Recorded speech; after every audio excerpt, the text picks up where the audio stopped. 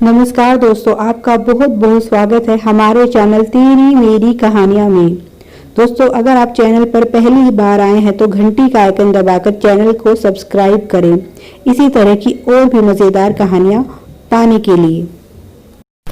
आज की कहानी है किसान और ठग। एक बार की बात है, किसी गांव में एक सीधा साधा किसान रहता था। उसका नाम था सुंदर।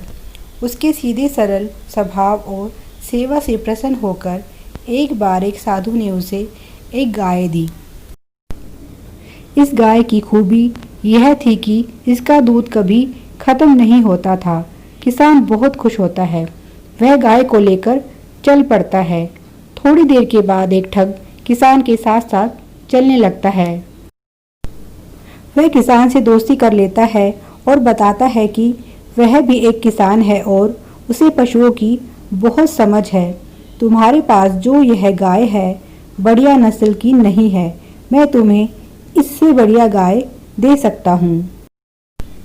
किसान कहता है, नहीं, यह गाय मुझे साधु बाबा ने दी है और इसकी खासियत यह है कि इस गाय का दूध कभी खत्म नहीं होता, इसीलिए मुझे यह गाय बेचनी नहीं है।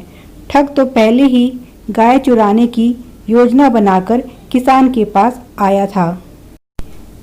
गाय की खासियत जानकर तो वह और भी खुश हो जाता है। ठग कहता है, मैं बेचने की नहीं कह रहा, बदलने की कह रहा हूँ।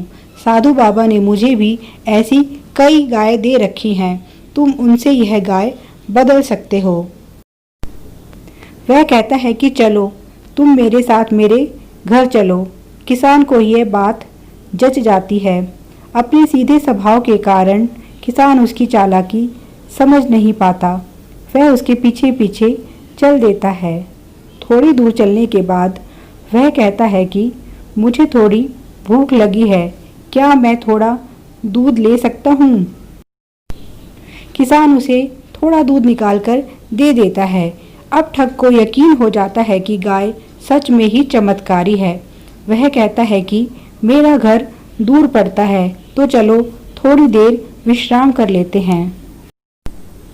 किसान गाय को पास एक पेड़ के साथ बांध देता है और दोनों आराम करने लगते हैं।